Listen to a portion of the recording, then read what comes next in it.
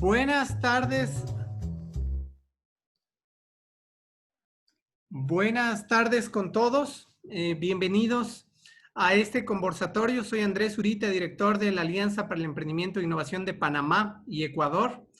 Para nosotros es un gusto tener a estos líderes de ambos países aquí reunidos y a cientos de panameños de los diferentes sectores, líderes del sector público, privado y academia, que lo que buscamos todos juntos es aprender de las cosas que pasaron puntualmente, en este caso Guayaquil, y así lograr que Panamá supere rápidamente una crisis sanitaria, que la evite y se reactive económicamente.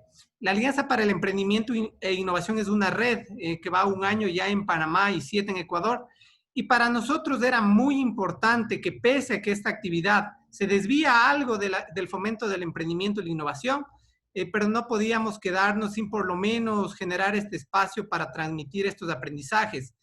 Y junto con Ciudad del Saber, uno de los mejores casos de innovación y de emprendimiento a nivel mundial, y con la difusión de la prensa, hemos generado este espacio que lo que busca precisamente es eso: compartir aprendizajes, aprender juntos y generar cada vez un país que brinde las condiciones para emprender e innovar, que sí es algo de las cosas que nos hemos propuesto, y puntualmente generar 1000 nuevos empleos, 1000 nuevos emprendimientos en Panamá.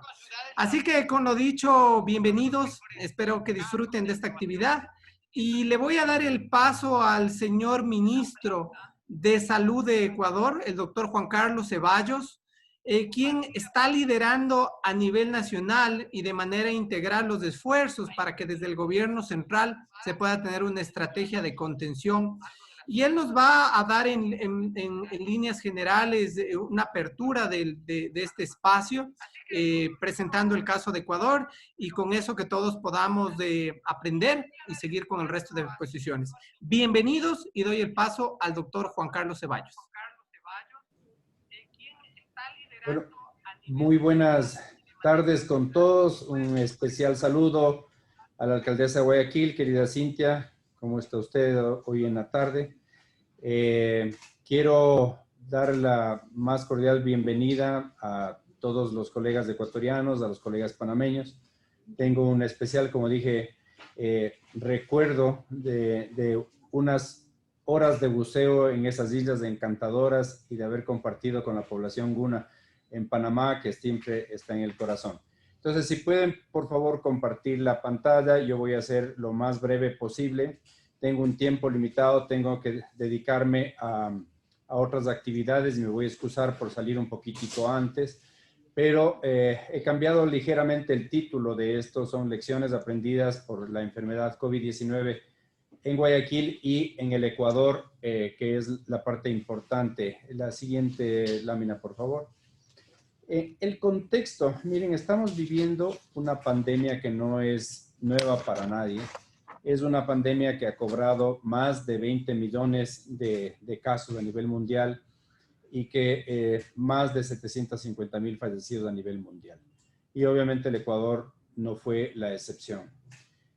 En Guayaquil lo que vivimos fue un periodo extremadamente corto entre la identificación del nuevo virus, que ocurrió a finales de diciembre del año pasado, y el arribo del caso cero, el caso índice, al Ecuador.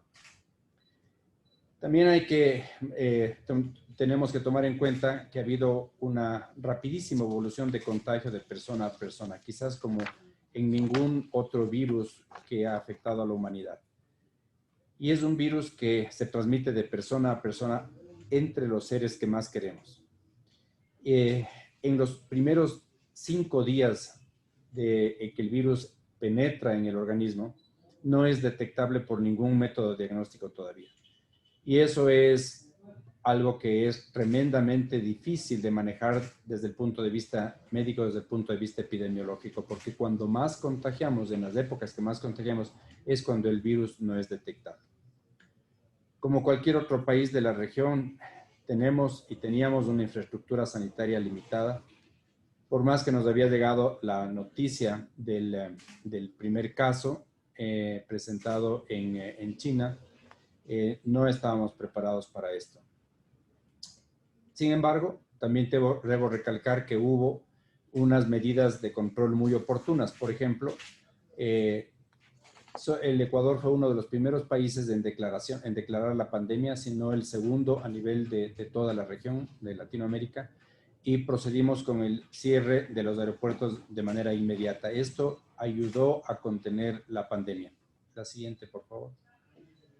Y para ser más exacto en términos de lo que quiero compartir con ustedes, está este gráfico que muestra los resultados de este crecimiento exponencial de la enfermedad en el mes de marzo de Guayaquil. Y la gráfica habla por sí mismo. Los casos en rojo son los casos en positivo. De unas muestras que debo decir, en ese momento las muestras eran extremadamente difíciles de conseguir, las pruebas. Era también un periodo en el cual estábamos aprendiendo que todas las prendas de protección personal, los EPPs, equipos de protección personal, eran extremadamente escasos. Había una competencia mundial por conseguir mascarillas, etc. La siguiente, por favor. Y quiero recalcar que hubo al menos dos periodos. Al principio, la transmisión local en Guayaquil y en la ciudad de Babahoyo entre el 15 y el 28 de marzo. Y también los casos importados por conglomerados de transmisión primaria y secundaria. Les voy a hablar, para los que están fuera del Ecuador y fuera de Guayaquil, de algunos sectores de la ciudad de Guayaquil en las que la transmisión comunitaria provocó este crecimiento exponencial, y fue San Borondón, Daule, Durán, El Empalme y Milagro, y en un periodo que sigue desde el 29 de marzo al 4 de abril. Estos son los dos periodos grandes. La siguiente lámina, por favor. Y en este caso no se ve, no se presenta, no sé si ustedes pueden ver, pero por alguna razón no veo la presentación. Podemos ir a la siguiente, por favor. Se hicieron algunos lineamientos operativos de respuesta frente al coronavirus.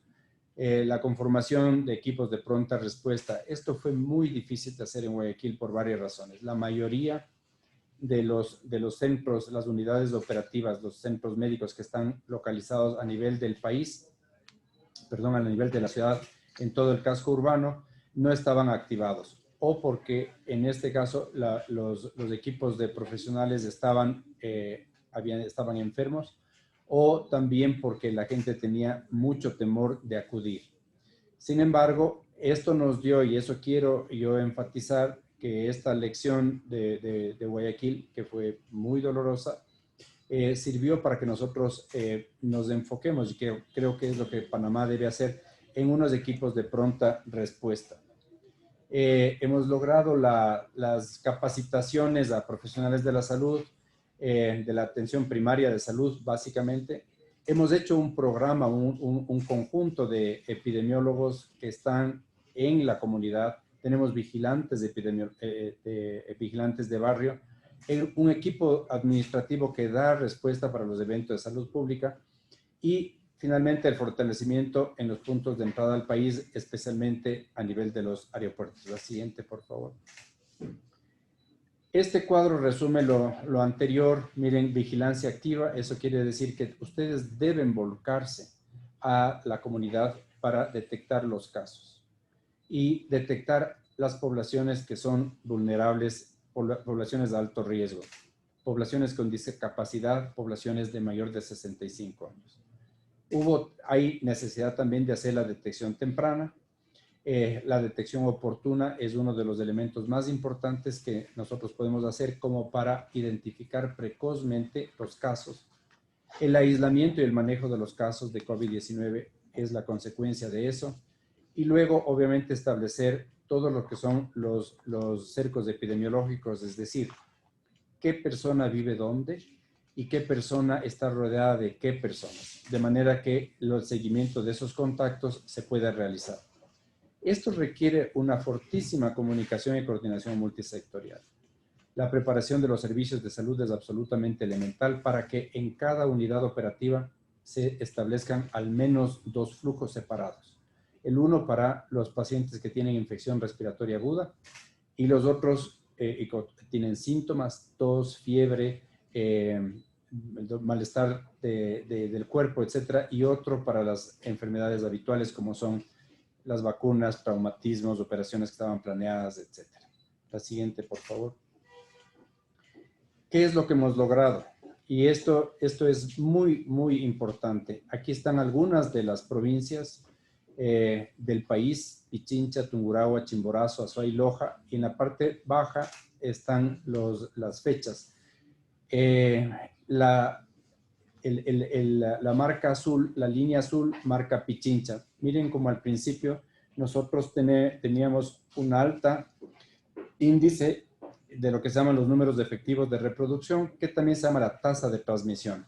Esto es extremadamente importante. ¿Qué significa esto? Si es que yo tengo, por ejemplo, 1.7 en la gráfica, en la gráfica azul, 1.7, yo puedo decir que 100 personas están transmitiendo activamente a 170 personas más. 100 personas están diagnosticadas, transmiten a 170 personas más. ¿Qué es lo ideal? Lo ideal es seguir la línea debajo, la línea horizontal, que sigue al 1, y en la que ustedes ven que ya en Pichincha, este momento, en Quito, en la capital, estamos bajo 1, es decir, que la transmisión, el contagio está detenido. La siguiente, por favor. ¿Cómo nos comparamos en otros países? Porque esta es la mejor de las representaciones que nosotros podemos decir de que se ha hecho una gestión aceptable, por decirlo menos, a nivel del país. La siguiente, por favor. Estas son comparaciones internacionales a agosto al día de hoy. Tenemos en el mundo, como dije, más de 740,000 muertos y más de 20 millones de casos. Perú está con 638 muertes por 1 millón de habitantes, y uso este indicador porque es un indicador sólido. Perú está con 638, Chile con 530, Brasil 424, México está con 411 y Panamá está con 385 por millón de habitantes. Ahí se hace la corrección de lo que es la densidad poblacional. Ecuador en 337, y como va subiendo Bolivia ahora a 322, yo creo que lamentablemente el número de fallecidos de Bolivia, corregido por la densidad poblacional, será que ahora es a 322, superará aquella del Ecuador. La siguiente, por favor. Y esto es la población de las comparaciones internacionales en casos por millón de habitantes. Siento que Perú esté descuadrado ahí, pero ustedes de nuevo ven el Ecuador está en uno de los puntos más bajos. La siguiente, por favor. ¿Cuáles son, y con esto termino, las lecciones aprendidas? Primero, se necesita una fortísima, de nuevo, cooperación internacional. Hemos trabajado muy de cerca con el CDC en los Estados Unidos, en Atlanta. Hemos trabajado con organizaciones internacionales como Alemania, con Italia y con una red latinoamericana que ponemos a disposición de Panamá. Un trabajo mancomunado. Las alcaldías, particularmente la alcaldía de Guayaquil, jugó un papel muy importante en Guayaquil, obviamente, y trabajamos con la de Quito. La empresa privada. Esto quiero subrayar. Las APP son absolutamente fundamentales, varios fideicomisos que nos dieron un apoyo y con los que vamos a seguir trabajando. La activación del sistema primario de salud, como había mencionado, es absolutamente importante. Telemedicina. Se realizaron capacitación a un personal que estaba bien limitado a 38 hospitales en todo el país. Cientos de personas fueron capacitadas para que puedan aprender a manejar pacientes con insuficiencia respiratoria aguda crítica. Y realizamos muestras probabilísticas para ver la inmunidad comunitaria. Yo termino acá, les agradezco mucho por la atención.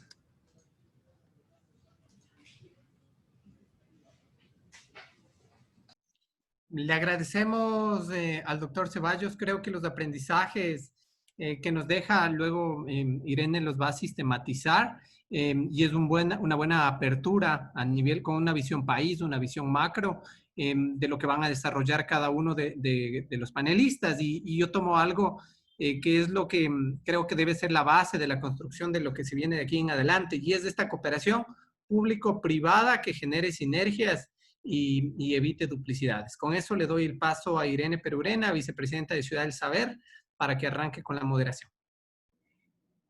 Muchas gracias. Muchas gracias, Andrés. Saludos a nuestros aliados de la AI, de la Alianza para Emprendimiento e Innovación. Gracias, Andrés.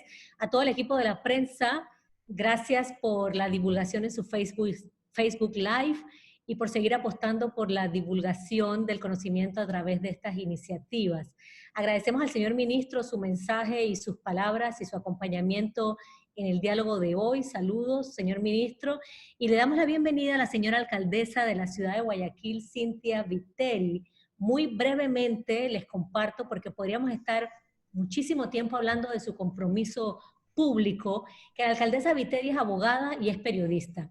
Se ha desempeñado como asambleísta, asesora comunitaria del municipio de Guayaquil, primera vicepresidencia del Honorable Congreso Nacional, presidenta de la Comisión Especializada Permanente de lo Civil y Penal del Congreso Nacional, entre múltiples logros de su actividad pública. Señora alcaldesa, bienvenida a Panamá, bienvenida a la Ciudad del Saber. Este espacio de aprendizaje es suyo y le agradecemos nos comparta sus lecciones y sus aprendizajes. Bienvenida, señora alcaldesa. Gracias por la invitación y gracias a todos los que están en el panel. Aprendizajes muy duros, que es lo que le tocó vivir a Guayaquil, muy duros y muy rápidos. Las imágenes dieron la vuelta al mundo, aun cuando no sean cifras oficiales, sí son reales, porque nosotros llevamos una mesa de data a través de la cual recibimos los reportes de las personas que fallecieron durante los meses más críticos, que fueron marzo y abril, y en Guayaquil fallecieron alrededor de 10.000 personas, sobre el promedio habitual. ¿Cuál es el promedio habitual de muertes en la ciudad de Guayaquil por día? 38 personas mueren por día en épocas normales por distintas causas en la ciudad de Guayaquil. El 6 de abril, que fue el pico de muertes, tuvimos 700 personas solo ese día por encima del promedio habitual. 700 personas muertas por encima de las 38. Y al 10 de mayo, es decir, en 34 días, logramos tener nuestro primer 0 muertes por encima del promedio habitual y nos hemos mantenido así durante 67 días a partir de esa fecha, intercalados. Cada día es una victoria y cada amanecer es el inicio nuevamente de la misma batalla. Debo empezar por señalar los roles. En Ecuador, los roles del gobierno es la salud pública, en este caso, integral. Los roles de los municipios, al cual yo represento, es tránsito, alcantarillado, agua potable, obra pública, mercados, etc. No tiene salud entre sus roles.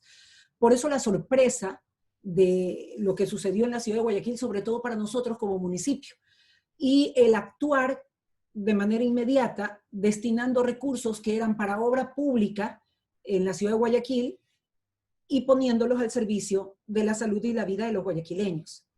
Te pongo un ejemplo general. En el país se destinaron, cifras oficiales, 215 millones de dólares para atender a 221 cantones. Si hiciéramos un promedio general, es menos de 1 millón por cantón. Solamente la ciudad de Guayaquil puso 35 millones de dólares para atender la pandemia sin ser su competencia. ¿Qué hicimos de manera inmediata cuando esto fue prácticamente una explosión incontenible? Levantamos 2 hospitales grandes, el Centro Convenciones y el Bicentenario, en 30 días, 300 camas con oxígeno por tubería y un generador de oxígeno, porque aquí no había oxígeno en tanque. La gente moría porque no había tanques de oxígeno en ninguna parte de la ciudad.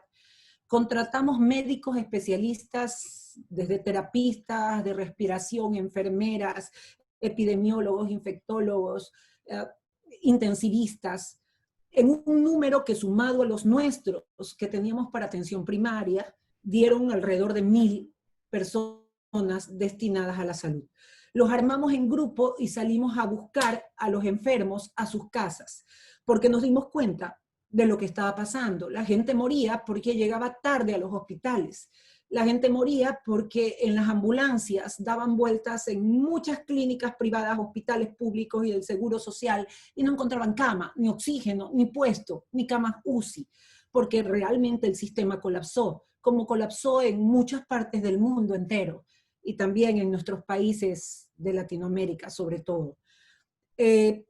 Decidimos no esperar que eso sucediera y dividimos la ciudad por sectores, y salió un ejército de médicos a buscar casa por casa a las personas en su etapa inicial e intermedia. Inclusive contratamos dentro de estos dos grandes hospitales a médicos y enfermeras que podían entubar para que si llegaba alguien en malas condiciones tenga tiempo de sobrevivir en la ambulancia, nuestras también, hasta llegar a los hospitales públicos.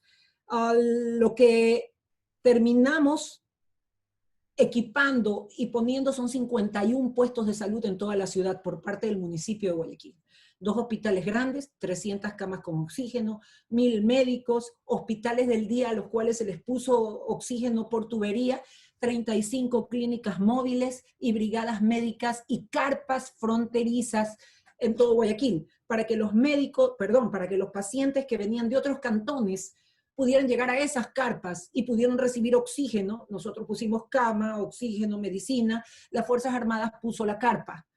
En toda esta logística armada, el aprendizaje era diario.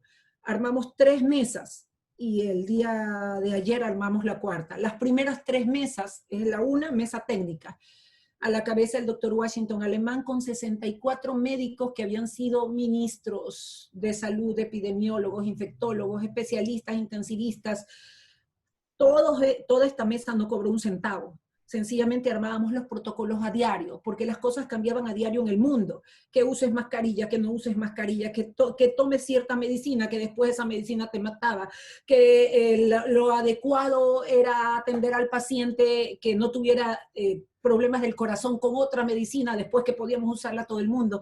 Todo esto era una prueba y ensayo, y nosotros nos adaptábamos todos los días a las pruebas y ensayos. Armamos la segunda mesa, que es la mesa de data. Con eso sabíamos todos los días cuántas personas morían en Guayaquil, porque el reporte a través de hojas exactas las llevábamos nosotros dentro de cada uno de los cementerios que tenían que informarnos cuántas personas eran sepultadas por día. Y armamos la tercera mesa, que es la mesa humanitaria. Salimos por 120 días, ininterrumpidamente, a llevar kits alimenticios comprados a través de las Naciones Unidas, la Iglesia y el Banco de Alimentos, a 1.425.000 personas. Con estos kits alimenticios llevamos otro kit, que era kit de desinfección, de limpieza, y llevamos brigadas de desinfección, fumigación y desratización. Llevábamos brigadas de bienestar animal y alimentos para mascotas. Recogíamos a las mascotas abandonadas o enfermas en las calles, a la par que las ambulancias, 25 en este caso, del Cuerpo de Bomberos, trasladaban a los enfermos que sacaban banderitas blancas o trapos dentro de sus casas y que no tenían sitio a donde ir porque todo el sistema colapsó, se vino abajo, se derrumbó. Estas 3 mesas se suman a la última mesa que hablamos el día de ayer, o formamos el día de ayer, que es la mesa económica con las cámaras de la producción para empezar el levantamiento económico de Guayaquil post-COVID, aunque todavía vivimos el COVID y lo luchamos y lo peleamos a diario. Adicionalmente tuvimos telemedicina, televeterinaria, telepsicología, teleadicciones, y abrimos estos servicios para otras ciudades en el país. Hemos enviado nuestros médicos de Guayaquil a Quito, que es otra ciudad, otra provincia, a Manabí, en ciudades de Manabí, y el martes se van a Tungurahua. Nuestros médicos que vivieron la experiencia más dura en la ciudad de Guayaquil, cuando la gente moría en las calles, en las plazas, en los hospitales, afuera de los bancos, en todo lado. Ellos ahora están viajando por el país tratando de auxiliar con su experiencia lo que hicimos en Guayaquil en estas otras ciudades hermanas que están viviendo situaciones muy difíciles en este momento. La empresa privada jugó un papel fundamental. Como municipio, entidad pública, las compras de la medicina el proceso era sumamente largo.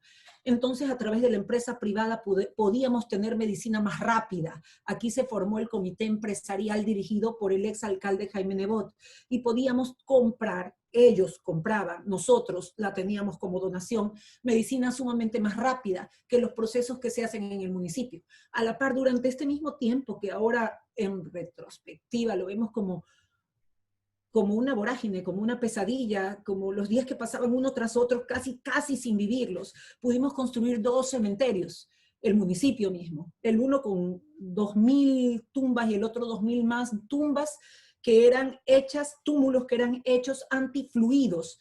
Un cementerio muy grande, donde caben 7.000 túmulos. Inauguramos los privados, es feo decir inauguramos en un cementerio, pero están habilitados en todo caso, los 2.000 túmulos en el uno y 2.000 en el otro, 4.000 túmulos, durante la misma etapa que levantábamos hospitales y durante la misma etapa que seguíamos trabajando inclusive en obra pública en la calle, porque no había gente en la calle, no habían carros en la calle y podíamos trabajar con facilidad en la obra pública que además generaba empleo con todas las medidas de bioseguridad. Tomamos control del aeropuerto, del terminal terrestre y de los buses y transporte público en la ciudad de Guayaquil. Hasta el día de hoy, todo lo que te estoy contando no para. Tenemos la ciudad dividida en 17 sectores. Cada sector tiene 40 a 42 médicos en territorio. Tiene una clínica móvil para atender los casos no COVID, la clínica móvil, como hipertensión o diabetes o accidentes. Y tiene 30 líderes comunitarios, ese mismo sector. Cada sector visita 20 manzanas por día, 400 familias, 1.600 personas por día, para poder determinar en qué casa, esto es casa por casa, puerta por puerta, existe una persona con síntomas de COVID en sus inicios, poder tratarlos en sus inicios y que guarde la cuarentena, para eso son los líderes comunitarios. A través de una aplicación en el celular, ellos nos indican si esta persona ha roto el cerco epidemiológico, ha salido, ha roto la cuarentena, y nosotros nos dirigimos a ese sitio y llevamos a esta persona a nuestro hospital bicentenario para que guarde la cuarentena en el hospital y no se constituye en un peligro, una suerte de riesgo para su barrio. Ahora, los hospitales de Guayaquil públicos del gobierno fueron convertidos en hospitales nacionales en este momento. A Guayaquil llegan enfermos de todas las regiones del país y la mayoría de las camas UCI están ocupadas por personas que vienen de afuera. Guayaquil siempre ha sido solidario y lo seguirá siendo. Pero aquí surgió un problema adicional, los familiares de las personas que estaban internados. Pese a que el protocolo dice que ellos vienen solos en ambulancia, que en efecto se cumple, los familiares vienen por tierra y están en las afueras de los hospitales y son potenciales personas contagiadas de COVID. ¿Qué hicimos desde esta semana? Por eso te digo que todo esto es prueba y ensayo y el poder descubrir nuevas alternativas. Desde el día de ayer fueron nuestras brigadas médicas a las afueras de los hospitales del gobierno a poder contactar con los familiares, los llevamos al Bicentenario, nuestro hospital, les hacemos las pruebas y, por ejemplo, las primeras 3 personas que llevamos de ahí, 2 tenían COVID, eran asintomáticos, 1 no tenía nada. Pero estas personas se trasladan a farmacias, a comedores, a hoteles y el contagio se sigue regando. Por eso es que dentro de toda esta experiencia, lo que te puedo decir es que esto no para nunca y no sabemos cuándo vaya a parar.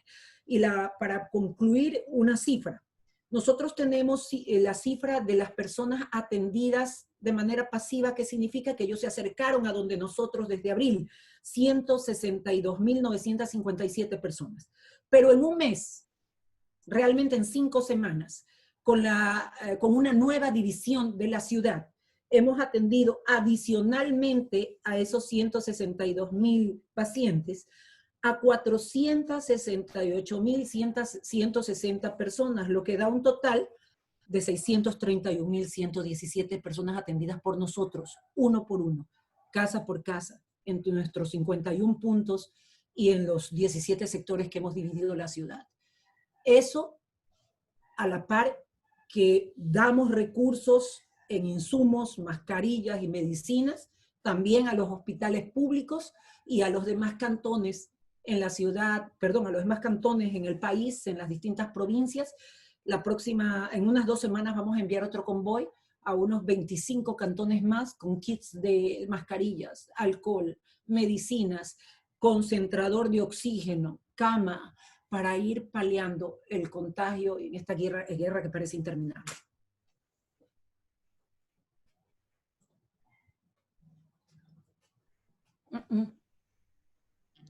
No te oigo. Gracias, Ahí estás. gracias, señora alcaldesa, por su mensaje. Tal vez usted no lo sepa, pero somos muchos quienes seguimos muy de cerca su liderazgo, su trayectoria, el ejemplo de la ciudad de Guayaquil, incluida la gobernadora que nos comentaba en una reunión previa cómo ha venido siguiendo desde el principio el liderazgo que usted ha tenido en estos momentos. Y queríamos vamos a tener oportunidad de escucharla nuevamente.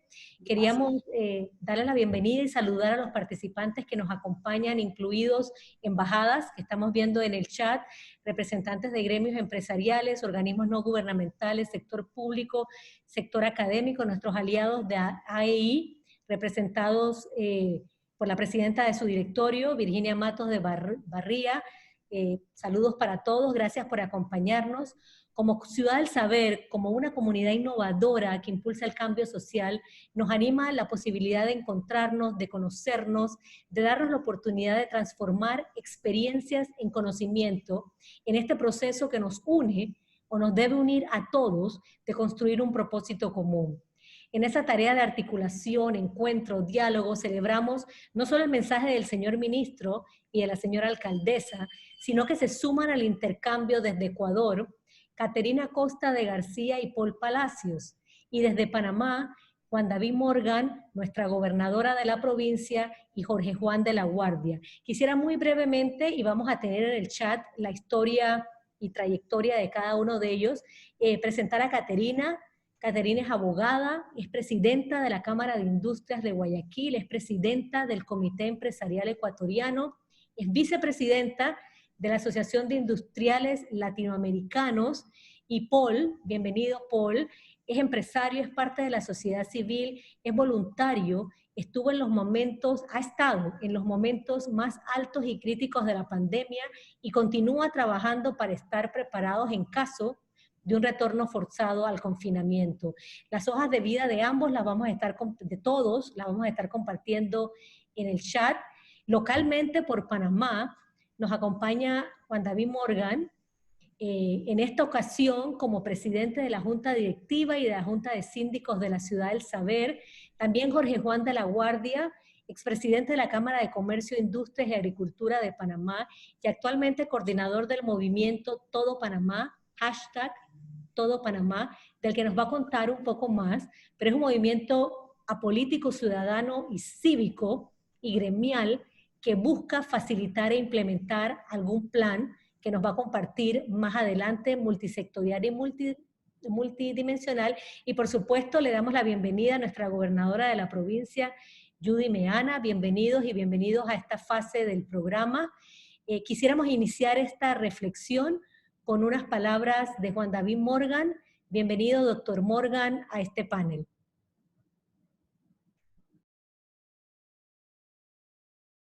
¿Necesitamos el micrófono, Juan David? Clic, micrófono. ¿No? Abajo, a la izquierda, micrófono.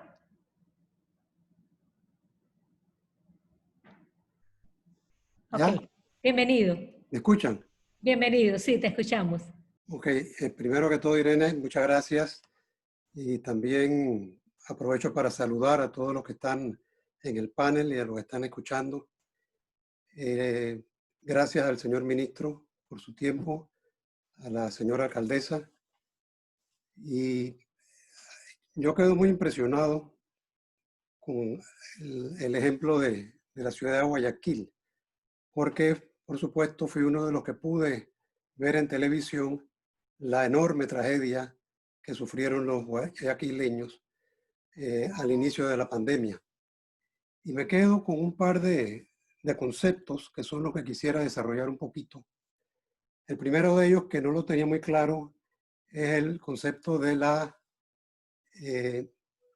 descentralización que debe haber en Ecuador, porque según entiendo de las palabras de la alcaldesa, el gobierno de Guayaquil, el gobierno municipal de Guayaquil, participó activamente desde su ejecutoria y hicieron igual, me imagino, las demás dependencias descentralizadas en el Ecuador. En Panamá no tenemos todavía nosotros la descentralización que deben tener ya ustedes en Ecuador. Pero el otro concepto que me llama mucho la atención y que es quizás el que más quisiera destacar es el de la participación que ha tenido el sector privado de Guayaquil desde el inicio de esta tragedia.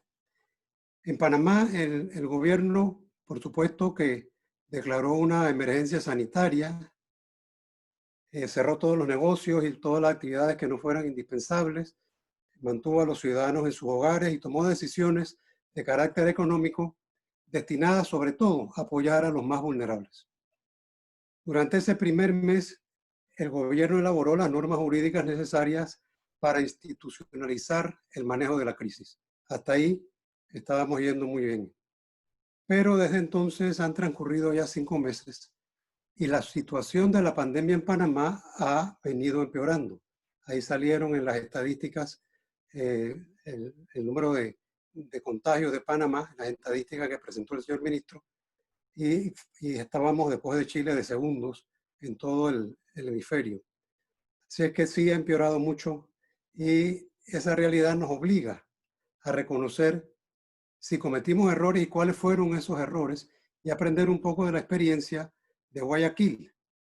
Y de esa experiencia resulta evidente que fue la unión de gobernantes y gobernados lo que les permitió superar la crisis. En Panamá es cierto que el gobierno inicialmente convocó al sector privado, pero lo hizo fundamentalmente para ayudar a sobrellevar la crisis financiera, aunque en ningún momento le pidió apoyo para coadyuvar de una manera integral a la solución del problema sanitario y mucho menos del problema social. Pienso que una temprana alianza entre el sector público y el privado probablemente hubiera evitado que Panamá sea hoy uno de los países que, a pesar de mantener la más prolongada de las cuarentenas, se sitúa entre las naciones, como dije antes, con más contagios por habitantes. Si bien no podemos dudar del esfuerzo supremo que, arriesgando su salud y sus vidas, vienen haciendo los funcionarios públicos, nos acompaña hoy la gobernadora, muy especialmente los profesionales de la salud y aquellos encargados de mantener el orden público, resulta evidente que tales esfuerzos habrían sido mucho más eficaces, pienso yo, si también se hubiera contado con la participación del sector privado, al que pertenecen la inmensa mayoría de los habitantes del país.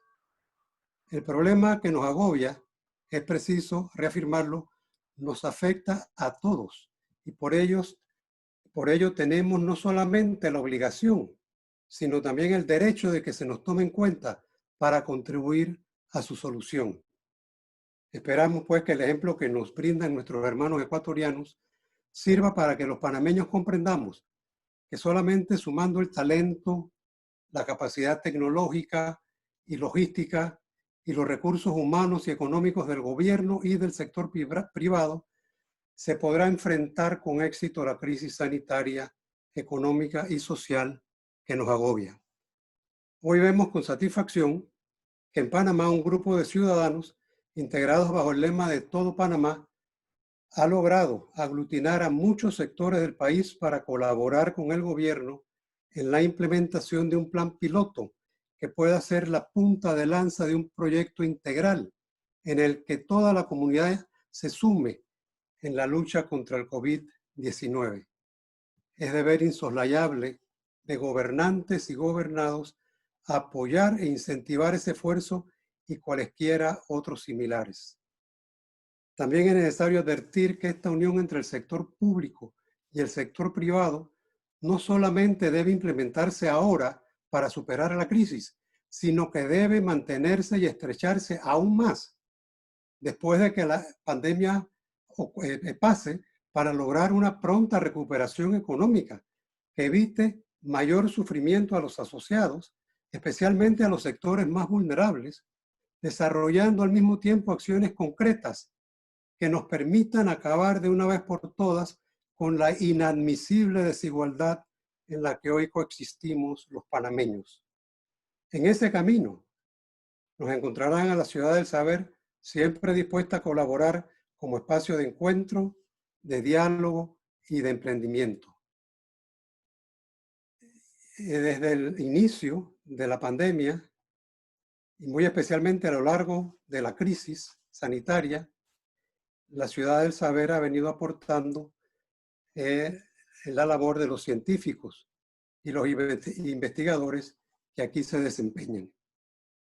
Agradezco nuevamente a la doctora Vitebri y al doctor Ceballos, a los representantes de la Cámara de Industrias de Guayaquil y a la Alianza para el Emprendimiento y la Innovación, la realización de esta conferencia, que nos permite augurar un futuro esperanzador que encontrará más unidos a los pueblos hermanos de Ecuador y Panamá. Muchas gracias. Gracias, doctor Morgan, por las palabras. Quiero invitar a quienes nos acompañan a participar activamente en el chat. Pueden formular preguntas, comentarios. Todo esto va a estar visto por los expositores y van a poder contestar directamente. Le damos incluso la bienvenida al embajador de Ecuador en Panamá. Está participando activamente, así que a lo largo de la jornada vamos a contestar sus preguntas. Durante el diálogo vamos a volver a regresar a la alcaldesa, a Juan David, para mantenerlo abierto, pero en esta oportunidad, Caterina, ayer en Panamá anunciaron la apertura de algunos bloques, lo que va a significar que parte del sector privado en algunos rubros específicos va a volver. Mi pregunta, a partir de la próxima semana, mi pregunta es desde tu experiencia, desde tu rol, desde tu liderazgo, ¿qué es importante tener en cuenta para ese balance entre los controles que se tienen que seguir, que las empresas tienen que seguir, que siguieron las empresas en Guayaquil para poder mantener las operaciones, pero a la vez poder salvaguardar y priorizar la seguridad y la salud de las personas? Bienvenida, Caterina, a este panel. Gracias a la AEI, también agradezco a la Ciudad del Saber. Para mí es muy emotivo estar aquí, escuchar las palabras de Juan David, de nuestra alcaldesa, del ministro, nos hace recordar esos momentos durísimos que hemos vivido y sentirnos hermanos, Panamá y Ecuador. Estoy seguro que hay mucho que aprender entre ambos. Escucharlos a ustedes para nosotros también es muy importante. Y yo quisiera, para contestar tu pregunta, Irene, que un poco nos pongamos en la línea del tiempo. Este COVID empieza a hacerse mundialmente conocido fines de enero. Febrero, para nosotros los empresarios, fue un mes de prevención y de transmisión de información. Nosotros como Cámara de Industrias de Guayaquil, el 6 de febrero enviamos unos afiches, unos pósters a todos los socios comentando un poco de lo que era el COVID y cómo había que prevenirlo. Toda vez que hasta la fecha creemos que eso probablemente es lo único seguro que tenemos en manos, ya que la cura y la vacuna pues todavía es algo muy incierto. El 16 de marzo, ya el país entra en este estado de excepción y se da el total cierre de las empresas y de las actividades económicas. Solo se mantuvieron aquellas esenciales, que eran alimentación, exportaciones, farmacéutica, comunicaciones y medios de comunicación. Además, pues obviamente del Estado, ¿no? La policía, las Fuerzas Armadas, etcétera, ¿no? En ese momento, aquí en la ciudad, como ya comentó nuestra alcaldesa, a quien saludo, Guayaquil empezó una de los periodos más duros de su historia, como ustedes habrán conocido, y las empresas, muchas de ellas totalmente paradas, ¿no? Estas que yo decía, las esenciales, tenían una dinámica a media llave y a otras totalmente paradas, y cada una tuvo hacia el interior dinámicas distintas para mantener sus operaciones. Hacia lo interno, Por ejemplo, los temas de infraestructura fueron muy importantes, el distanciamiento, el aislar a las personas unas de otras cuando eso era posible, el implementar protocolos de bioseguridad, las mascarillas, el lavado de manos, el control a las entradas de las empresas, la temperatura, otras que inclusive con el transcurso del tiempo, y eso pues afortunadamente ahora ya se va conociendo un poco más, de pronto eran innecesarias. Por ejemplo, se hicieron unos arcos de desinfección o el pediluvio para los zapatos. Sin embargo, eso sí les daba tranquilidad a los trabajadores. Ellos se sentían más protegidos con este tipo de medidas. Muchos de ellos dejaron de asistir justamente por los temores que el transitar generaba, y por eso también se implementó transporte de puerta a puerta. Entonces, en la parte operativa hubo mucho que hacer. Hay empresas que ya utilizan buenas prácticas de manufactura, en donde ya se conoce cómo debe ser el manejo, otras no, y nosotros decidimos como empresas formales en ese momento 4 de cada 10 personas de la población económicamente activa tenían un empleo formal.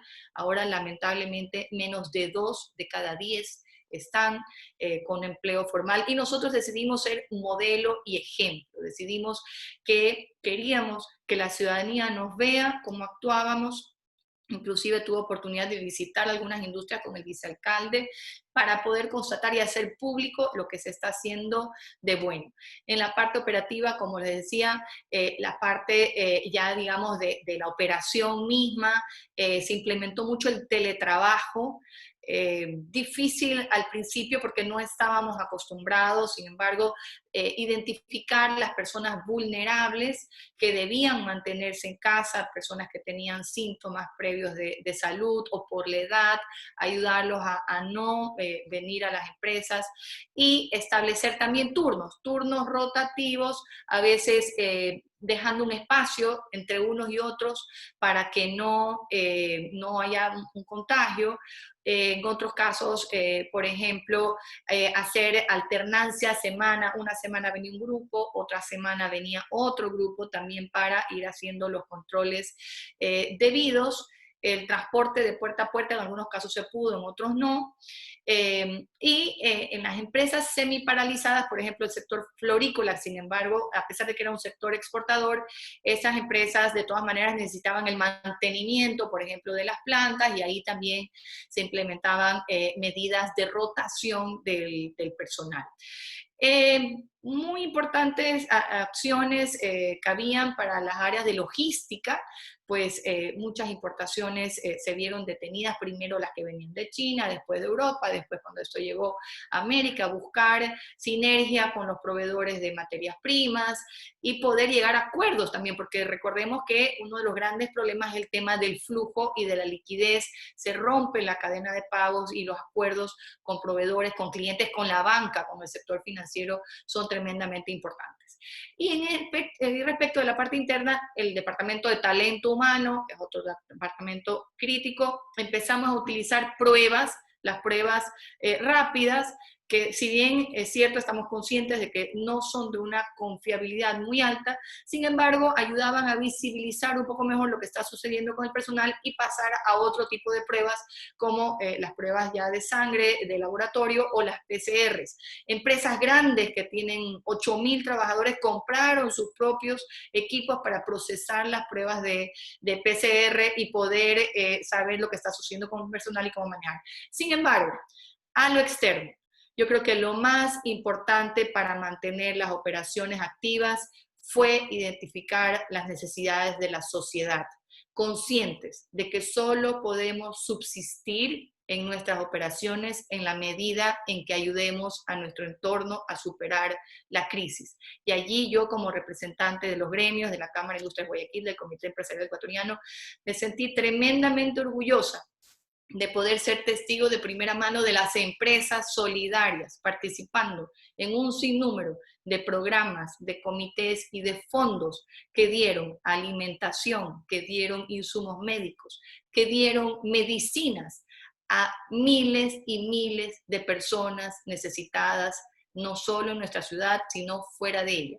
un comité importante para Guayaquil, fue el Comité Especial por Coronavirus de Guayaquil, en donde interactuamos liderados por nuestro ex alcalde Jaime Nebot, todos los sectores de la sociedad civil, la academia, las instituciones de beneficencia, el empresariado, voluntarios, como el caso de Paul Palacios, para ayudar a sobrellevar este momento tan difícil, y las empresas colaborando de una forma increíble, con una creatividad, utilizando todo su ingenio, creando áreas para, por ejemplo, los médicos que necesitaban descansar, limpieza con las mezcladoras de la cementera, fue una cosa impresionante, y como bien se ha dicho aquí, solo así hemos podido llegar al punto donde estamos y tener un poco más de claridad de cómo, previniendo al interno y dando una mano hacia afuera, podemos salir de este difícil momento. Gracias. Gracias, Caterina. Es un honor para nosotros escucharte como mujer, como líder. La experiencia que han tenido para nosotros, para los gremios, es de gran relevancia para todos. Hablaste del tema de voluntariado y quería aprovechar que tenemos a Paul aquí. Nuevamente agradecidos, Paul, por tu presencia. Sabemos que estuviste en el punto más crítico de la crisis, que estás preparado por si tuviéramos que volver, si se tuviera que volver a ese confinamiento forzado. Si pudieras compartir con nosotros, Paul, esos aprendizajes, esas lecciones aprendidas que tuvieron desde el proceso que lideraste, pero en especial, con especial énfasis en aquellas poblaciones más vulnerables. Bienvenido, Paul. Gracias, Irene, señora gobernadora, señora alcaldesa. Buenas tardes. Quizás se le olvidó a la señora alcaldesa que mientras estuvo liderando la ciudad cayó enferma en un momento difícil, pero no bajó la guardia, aún enferma, siguió liderando la ciudad. Creo que era importante anotar eso, Cintia, así que un abrazo grande como guayaquileño por esa presencia y ese esfuerzo. Cuando surgió este tema, a mediados de marzo, los voluntarios de la sociedad civil nos planteamos dos objetivos fundamentales. El primer objetivo es que ningún guayaquileño podía dejar de comer, que esto iba a ser duro, que iba a haber un confinamiento, pero que ese confinamiento por ninguna razón iba a impedir que algún guayaquileño deje de comer. Por dos razones fundamentales. Primero, porque era humanitario poner un plato de comida en la mesa de cada guayaquileño, y segundo, porque era un tema de seguridad ciudadana. Si nosotros no éramos capaces como sociedad civil, como guayaquileños, de que cada persona coma, entonces no podíamos exigir o pedirle a los guayaquileños que se queden en sus casas, y la seguridad ciudadana iba a verse afectada. El otro elemento clave, muy rápido, era definir el rango de nuestra acción. Si bien somos guayaquileños, y Guayaquil un cantón, pero el Gran Guayaquil incorpora más que un cantón, incorpora más que 3 millones de personas. El otro problema era identificar el tiempo. Nosotros erradamente al inicio pensamos que este era un tema que iba a durar el confinamiento entre 2 y 3 semanas, y nuestro esfuerzo, nuestro cálculo de recursos fue diseñado a 2 o 3 semanas. Y ahora les cuento qué pasó en esa transición cuando nos dimos cuenta que esto iba a durar más que 3 semanas. En una semana pudimos hablar, básicamente 4 días hábiles, pudimos armar la logística para el armado de kits de alimentos. Habíamos tenido en el año 2016, el terremoto, y encontramos que la forma más rápida de llegar a la gente damnificada por el terremoto era con kits de alimentos. Por tanto, armamos una estructura donde una cadena de supermercados particularmente, y el resto ayudó mucho también, pero una en particular, Tía, volcó la mitad de su logística a armar kits de alimentos. Luego de armar los kits de alimentos, teníamos que pensar en el acopio en el terreno, es decir, en determinar saliendo del centro de distribución del automercado, de este gran centro de distribución, que es el centro de distribución más grande del país, llevarlo a Guayaquil para desplegarnos en 3 distintos patios de despliegue donde llegaban todos los kits de alimentos y entregarlos casa por casa. Ustedes imagínense en una ciudad grande, relativamente grande para el estándar de nuestro país, entregar casa por casa los alimentos. E inmediatamente nos dimos cuenta que era muy difícil la entrega de última milla si no acudíamos a quien tiene presencia parroquia por parroquia, que es la Iglesia Católica. La Iglesia Católica, y quizás esa es la primera lección que quisiera transmitirles, es esencial en un proceso de asistencia alimentaria humanitaria. Guayaquil es una ciudad donde el 80-85% de la población es católica, y las parroquias católicas tienen, las vicarías y las parroquias tienen debidamente registrados a sus fieles. Pero también nos dimos cuenta que no todo el mundo es católico, y entonces acudimos rápidamente a los grupos evangélicos, y fue fantástico ver cómo los grupos evangélicos y los grupos católicos trabajaban sin distingo religioso, que a veces son limitaciones que tenemos, en el proceso de entrega de última milla. Y entrega de última milla significa ir casa por casa con un kit de alimentos, ¿verdad? En ese proceso ayudó extraordinariamente la Municipalidad de Guayaquil, que tenía la estructura de logística, de camionetas y camiones que permitían la entrega, así como el ejército. Alguien preguntaba, si nosotros éramos voluntarios de la sociedad civil, ¿cómo podíamos articular con la seguridad? Porque ustedes comprenderán que estábamos limitados en tiempo desde las 5 de la mañana a las 2 de la tarde, del toque de queda. Entonces, la forma en que entrábamos a los barrios periféricos de la ciudad y más vulnerables era luego de las 2 de la tarde, cuando se producía el toque de queda, escoltados por el ejército y la policía. Esto no hubiera sido posible si es que no hubiéramos contado con la asistencia de seguridad y transporte, también de Fuerzas Armadas y Policía. Entonces ustedes vean que había una articulación entre la sociedad civil, empresa privada, el Estado por el lado de la seguridad física a través de el ejército y la policía, el gobierno autónomo descentralizado de la ciudad y de los cantones periféricos para ir casa por casa. Inmediatamente nos dimos cuenta a las 2 semanas que esto iba a tardar más tiempo.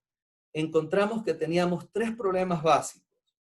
El primer problema era sanitario, porque cuando entrábamos a dejar un kit de alimentos, probablemente dejábamos la enfermedad o la sacábamos y la llevábamos a otro lado. Primer problema, sanitario. El segundo problema era de seguridad. Y era de seguridad porque indudablemente cuando uno lleva 500 kits de alimentos que sirven a 2.000 personas por 4 días, pero la barriada tiene 700 personas, entonces hay 200 personas a las que hay que servirlas el día siguiente. Y en ese lapso puede haber una brecha de seguridad física. Y el tercer problema, y el más complejo, es que los kits están compuestos de alimentos no perecederos. Pero entonces no podemos entregar frutas, verduras, proteínas que no sea de carácter atún, sardina, no podemos entregar pollo, no podemos entregar cárnicos, porque no podemos acopiarlos para su entrega. Y ahí empezamos a trabajar en una plataforma tecnológica de asistencia alimentaria humanitaria que de manera increíble la logramos construir en 7 semanas. Es decir, cuando pasamos en la ciudad de Guayaquil del sistema de semáforos de rojo a amarillo, teníamos lista la plataforma de asistencia alimentaria. ¿En qué consiste esto? Consiste en que ya no tenemos que entregar la comida casa por casa, sino que filtramos a través de mensajes de SMS un anuncio para que el jefe de hogar, sea hombre, sea mujer, acuda a o un supermercado o a una tienda de conveniencia muy cerca de su casa, todas están conectadas electrónicamente, a recibir comida, no dinero. Y esto es muy importante, porque hay un efecto económico de las ganancias súbitas. Si uno entrega dinero, lo que puede ocurrir es que el dinero se desvíe hacia la adquisición de bienes que no son alimentarios o de necesidad imperiosa para el hogar, o hay otras necesidades. Entonces, esta plataforma que ya está lista, está funcionando y que nos permitió tener un instrumento para, en lugar de alimentar a 250,000 o 300,000 personas al día, alimentar a 3 o a 4 millones de personas en todo el país. Hoy tenemos ya disponible y se está utilizando, la hemos venido utilizando 5 semanas por una donación del gobierno alemán, la plataforma de asistencia tecnológica humanitaria. ¿Cuáles fueron los errores que cometimos o cómo podemos mejorarlos y cuáles quizás han sido los aciertos? En el momento cúspide de la asistencia humanitaria, pudimos entregar diariamente a 250,000 personas alimentos, más allá de la gestión complementaria o de gran gestión que hacía la Municipalidad de Guayaquil y en algún momento el gobierno nacional, que por cierto, nosotros entendíamos que el gobierno estaba pasando una situación muy dura, el precio del petróleo se cayó a cero, las recaudaciones fiscales estaban destrozadas porque la actividad económica del país había caído fundamentalmente, y entonces no estábamos en capacidad nosotros como sociedad civil de exigirle al gobierno que nos ayude con alimentos.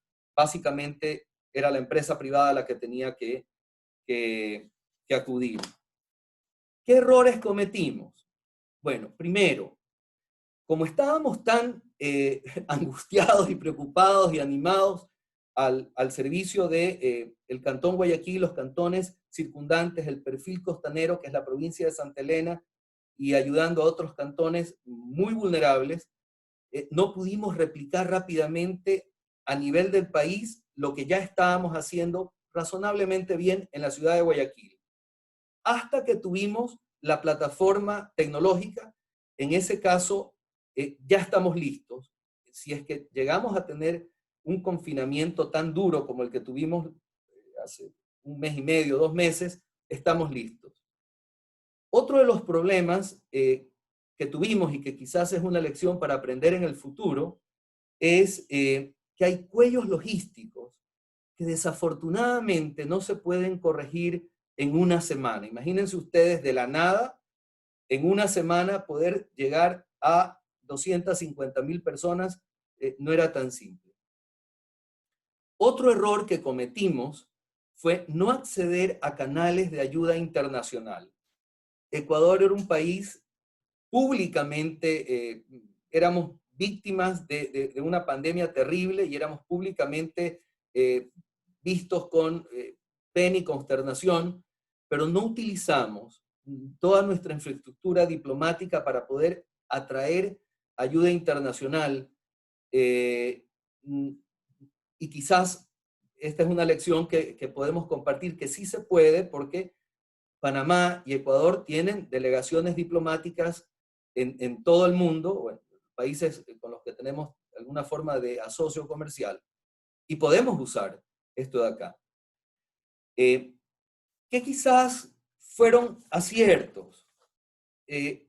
Uno, quizás el mayor acierto fue la utilización de la tecnología en este problema. Nosotros pudimos georreferenciar las áreas bastante bien, pudimos delimitar con bastante certeza la cantidad de habitantes en cada una de las áreas, de manera que podíamos acoplar la logística con los lugares a donde íbamos, sin tener que traslapar los esfuerzos de el gobierno eventualmente de los gobiernos seccionales, ¿verdad? ¿Qué otra cosa creo que sirvió? Y esta es una recomendación muy fuerte. No reciban donaciones en dinero en efectivo. nosotros estábamos convencidos que si había una sola duda respecto de lo que estábamos haciendo como sociedad civil, íbamos a perder toda la ayuda de los donantes. Por tanto, si alguien quería donar algo, creamos una página de donaciones. La página estaba conectada con la cadena de supermercados, de manera que si usted quería donar $100, donaba los $100 que iban a la cadena de supermercados, y la cadena de supermercados nos daba un kit de alimentos.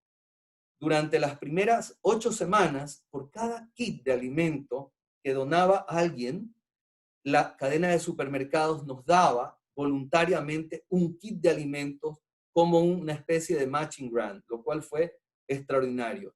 La primera recomendación es: no reciban donaciones en dinero. Las donaciones tienen que ser, ojalá, de esta manera en kits de alimentos o en alimentos como tal. La segunda recomendación muy fuerte, y quizás el segundo acierto, es: generen rendición de cuentas. Y esto no es fácil cuando uno está en el partido, tratar de dar rendición de cuentas, pero todos los donantes tenían una comunicación que permitía saber dónde iba su donación.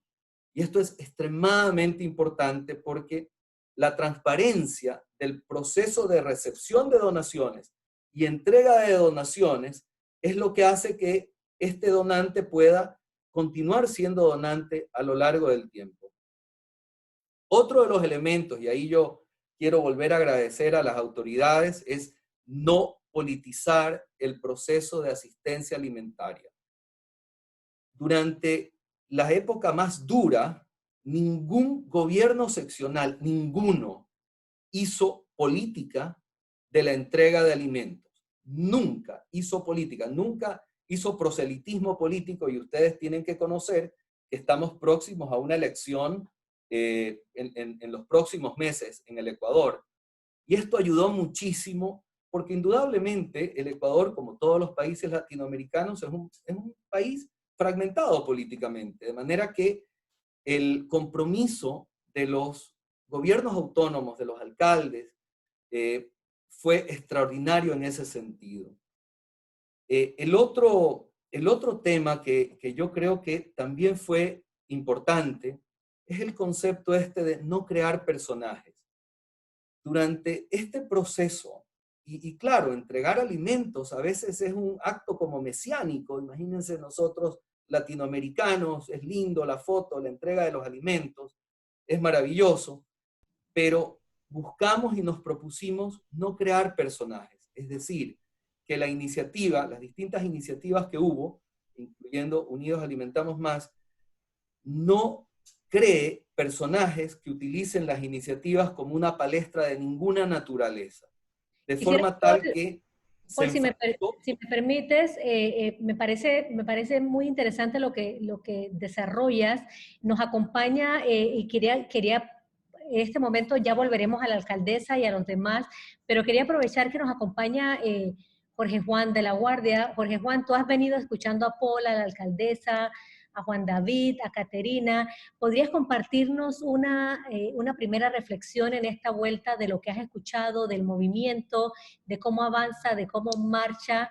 Bienvenido, Juan. Vamos a regresar a los demás. En un momento les agradezco a Paul, a Caterina. Hay algunas preguntas en el chat, si pueden también abordarlas, mientras paralelamente, Jorge Juan, bienvenido. ¿Has escuchado aciertos, desaciertos, aprendizajes, lecciones? ¿Tu reflexión? Sí, muchas gracias. Buenas tardes, creo que buenas noches ya a todos.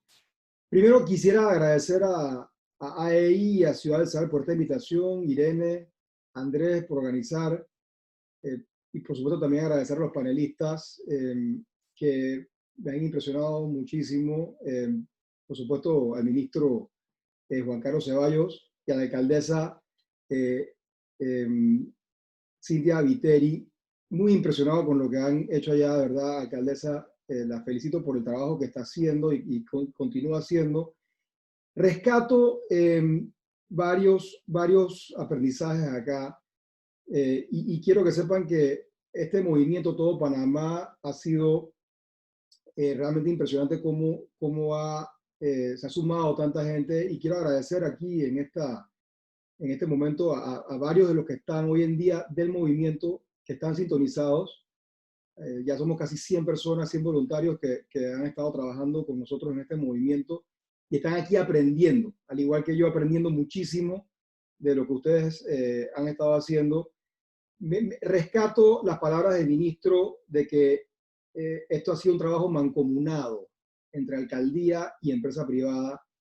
Igualmente las palabras de la alcaldesa cuando dijo que han sido aprendizajes muy duros y que la empresa privada jugó un rol fundamental. Quisiera poder elaborar un poco más en eso. Quisiera que nos puedan comentar, alcaldesa, específicamente cómo la empresa privada jugó ese rol, porque la realidad, y no quiero quitar mucho más tiempo, pero ustedes empezaron con esto, hablo de Paul, Caterina, en marzo. Es increíble pensar que han pasado 5 meses. En Panamá este movimiento empezó y se lanzó formalmente hace exactamente una semana, es decir, 5 meses después. Entonces, obviamente en 5 meses hay muchos aprendizajes que ustedes vivieron y han pasado, como bien dijo la alcaldesa, por prueba y ensayo, y lo ideal sería que nosotros podamos aprender para no cometer esos mismos errores, muchos de los que ha mencionado Paul en su intervención. Y creo que la clave aquí es la unión. La clave aquí es que nosotros como empresa privada, y de ahí nace este movimiento, no podemos pensar que no nos toca a todos aportar nuestro granito de arena, nuestro cuota de sacrificio para echar adelante este país.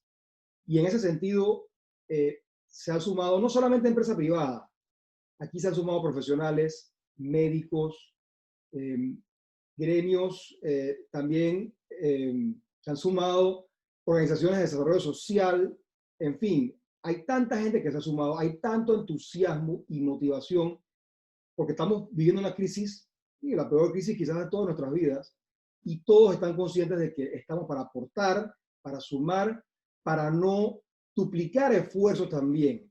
Pero para mí la clave aquí es la articulación entre empresa privada y gobierno, y cómo se dio en Ecuador y en Guayaquil, y cómo podemos aportar desde acá y que sea de una manera constructiva y que pueda sumar. Así que yo quisiera que nos puedan hablar un poquito específicamente de eso, por favor. Yo creo que hay mucho que aprender de ahí. Muchas gracias. Gracias, Jorge Juan. Quisiera ceder la palabra a la alcaldesa y después a la gobernadora. Todos sabemos que la alcaldesa está en un momento de mucha actividad, igual nuestra gobernadora, no quisiéramos perderlas todavía. Si le parece, señora alcaldesa, poder hacer una reflexión de la pregunta que les hacemos desde el movimiento Todo Panamá. Bienvenida nuevamente, alcaldesa. Bueno, la pregunta respecto a la empresa privada fue fundamental y sigue siendo importante hasta el día de hoy. Primero, por todo lo que lograron comprar de manera más rápida y podernos dar medicinas, sobre todo en medicinas, a los municipios no solamente de la ciudad de Guayaquil, de donde ellos se formaron, sino alrededor de todo el país. Además de eso, en este momento estamos trabajando muy de la mano con la empresa privada por la economía post-COVID.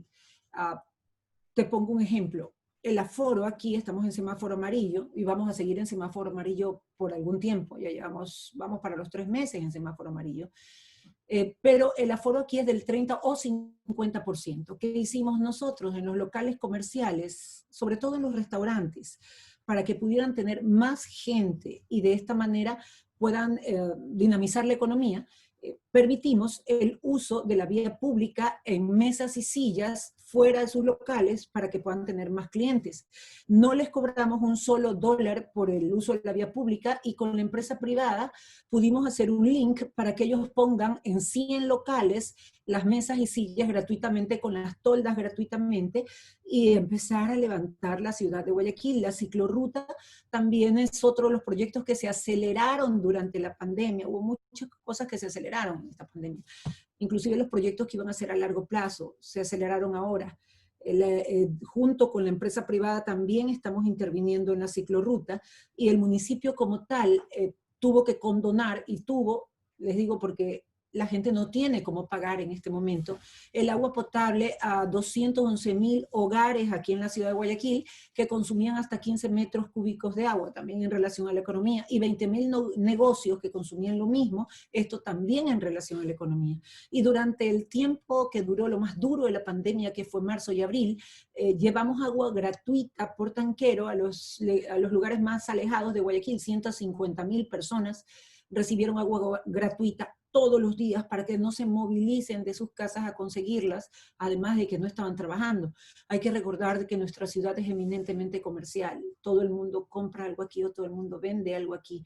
Y si la gente está en casa, pues no come. Entonces teníamos justamente que suplir esa parte, el poder llegar con alimentos, inclusive para mascotas. La empresa privada nos ayudó muchísimo con donaciones que fueron hechas exactamente, como mencionó Paul hace un momento, no en dinero. Nadie aceptaba dinero aquí, lo hacían justamente a través, por ejemplo, en las mascotas, comida de perro y gato.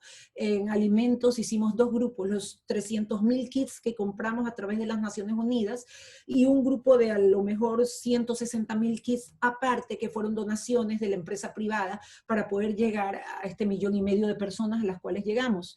El trabajo sigue. Es más, contratamos a un grupo de 300 mujeres desempleadas en ese entonces y que siguen ahora con su negocio, para que elaboren 3 millones de mascarillas que fueron repartidas gratuitamente a los habitantes de Guayaquil dentro de los kits, o en las calles o en las paradas de buses, y siguen siendo repartidas en las paradas de buses, porque la gente no tenía ni plata para mascarillas y tampoco habían mascarillas.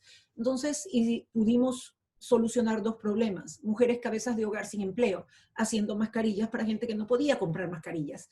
Y también atendimos en convenio 128 partos durante la pandemia. No habían hospitales donde las mujeres pudieran dar a luz, tampoco es nuestra competencia.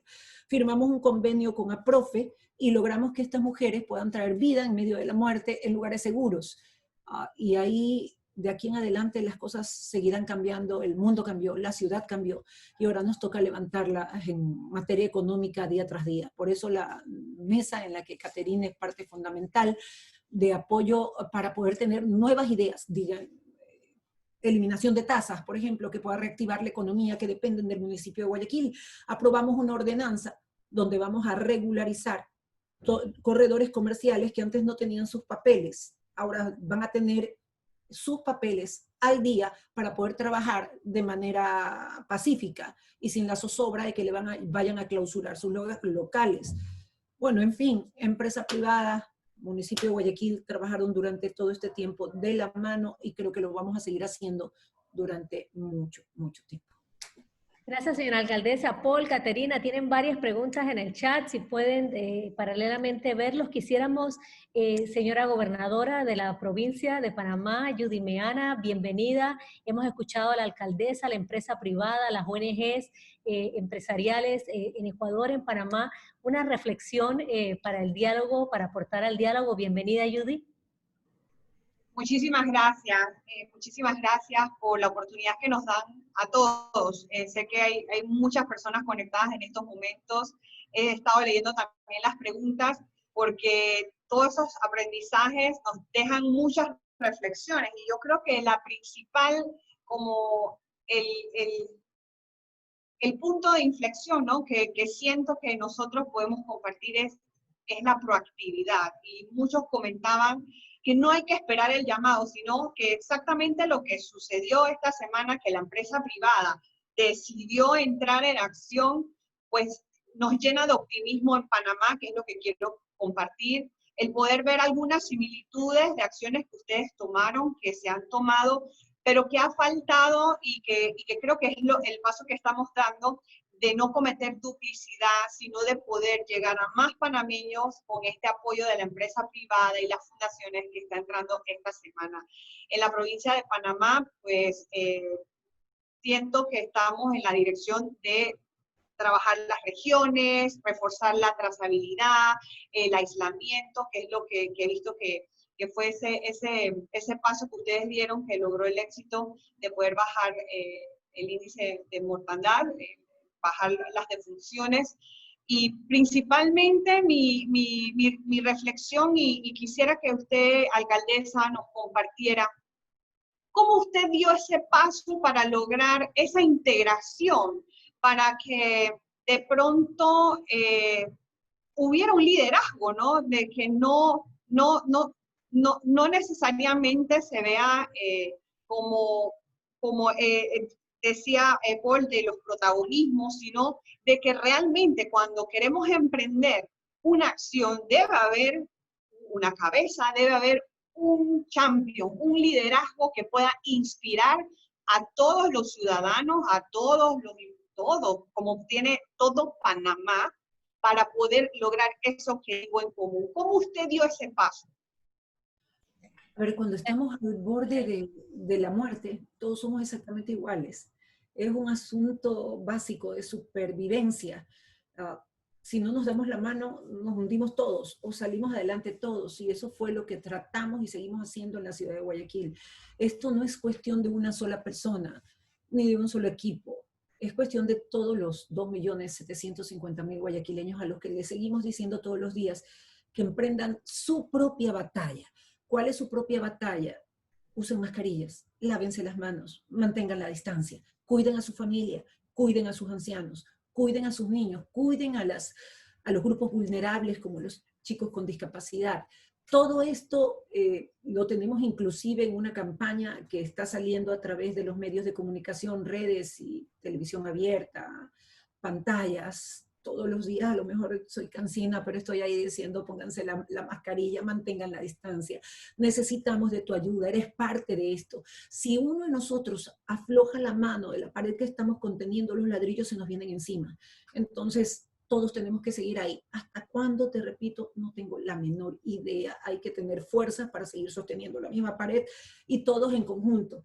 Y adicionalmente a eso, saber que podemos eliminar límites entre las provincias y ciudades. Si Guayaquil le tocó vivir la parte más fuerte de esta pandemia, donde todo el mundo perdió a alguien que conocía, que amaba o que estaba relacionado con nosotros. Solamente el municipio perdió alrededor de 50 de nuestros trabajadores, entre ellos hombres jóvenes y muy fuertes, que eran de la Policía Metropolitana, que ayudaban al gobierno a levantar los cuerpos de las personas que fallecían en casa.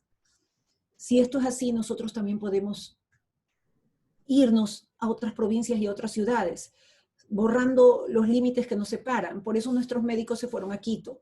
Por eso mandamos carpas a Quito, mandamos concentradores de oxígeno, mandamos medicinas. Si podemos, hay que seguir tratando de que el COVID no nos arrebate más vidas de las que ya lo ha hecho hasta ahora.